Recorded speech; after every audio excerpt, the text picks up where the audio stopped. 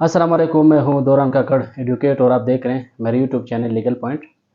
आज हम बात करेंगे प्रॉपर्टी पे लगाए गए नए टैक्स। जो मौजूदा बजट आया, इस बजट के बाद लोग बहुत परेशान रहे हैं। लोगों के जहन में बहुत से सवाल आते हैं कि यार प्रॉपर्टी के लेन देन के हवाले से इतने ज़्यादा टैक्स कैसे लग सकते हैं और ये क्यों लगाए गए। आज मेरा वीडियो को बनाने का मकसद यही है कि प्रॉपर्टी बेचते वक्त जो टैक्सेस लगाए गए, 4 किस्म के जो टैक्सेस लगाए गए हैं, इन 4 टैक्सेस में एक टैक्स जिसको हम 236C का टैक्स कहते हैं, जिसको एडवांस टैक्स भी कहते हैं, उसमें काफ़ी हद तक इजाफा किया गया। IMF के कहने पर बिहार ने जो टैक्स 236C के टैक्स में यानी एडवांस टैक्स में जो इजाफा किया गया है, इसके बारे में बात करेंगे। टॉपिक पे जाने से पहले अगर आप मेरे यूट्यूब चैनल पर नए हैं, आपने अभी तक सब्सक्राइब नहीं किया तो काइंडली सब्सक्राइब करें ताकि इसी तरह दिलचस्प वीडियोज़ मेरी चैनल पर आते रहेंगी, उसकी नोटिफिकेशन आपको बर वक्त मिलती रहेंगी।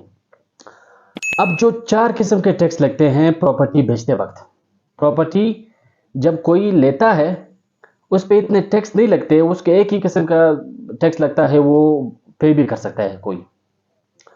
बेचते वक्त उस पे जो टैक्स लगते हैं वो 4 किस्म के इसमें से एक 7E का टैक्स है, दूसरा जो है 236C एडवांस का टैक्स है, तीसरा गेन टैक्स जिसको हम कहते हैं वो है, और चौथा हर प्रोविंस का, हर सूबे का जो टैक्स होता है प्रॉपर्टी बेचते वक्त वो होता है। तो 4 किस्म के टैक्स हो गए। लेकिन इस मरतबा बिहार ने फाइलर नॉन फाइलर के अलावा एक थर्ड कैटेगरी भी साथ में रख दी, जिसको लेट फाइलर कहा गया। लेट फाइलर के बारे में मैं थोड़ी सी बात करूंगा बाद में। पहले बात करते हैं कि जो 236C जो टैक्स है, इस पे जो इजाफा किया गया है, ये कितना किया गया, फाइलर पे कितना, नॉन फाइलर पे कितना, और प्रॉपर्टी का लेन देन का कारोबार कितना रुक जाएगा। क्या पाकिस्तान में प्रॉपर्टी का कारोबार बिल्कुल रुक जाएगा, खत्म हो जाएगा, या कम हो जाएगा, इसके बारे में बात करेंगे। जो एडवांस टैक्स है 236C का टैक्स जिसको हम कहते हैं, इसमें जो फाइलर हजरात है वो अगर 5 लाख 10 लाख से लेकर 5 करोड़ तक की प्रॉपर्टी बेचता है तो उस पर 3% टैक्स वो बिहार को देगा। जो नॉन फाइलर है वो एडवांस टैक्स की मद में कितना देगा, 10% पे करेगा बिहार को।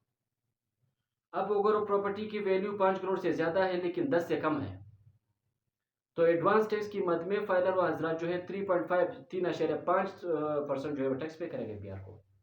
नॉन फाइलर इसी तरह 10% भी पे करेगा एडवांस टैक्स।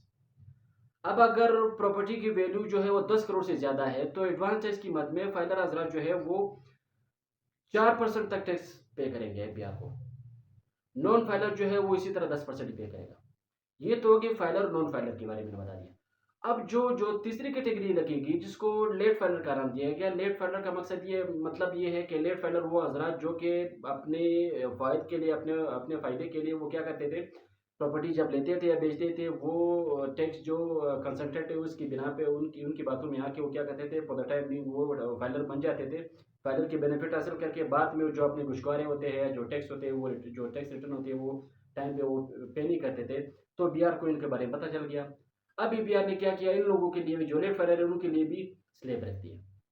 उनके लिए स्लैब क्या रखा गया, क्या वो अगर जो लेट फाइलर हजरात है वो अगर 5 करोड़ तक की प्रॉपर्टी, 1-2 लाख से लेकर 5 करोड़ तक की प्रॉपर्टी लेते हैं तो लेट फाइलर जो है उनको 6% पे करना होगा ईपीआर को।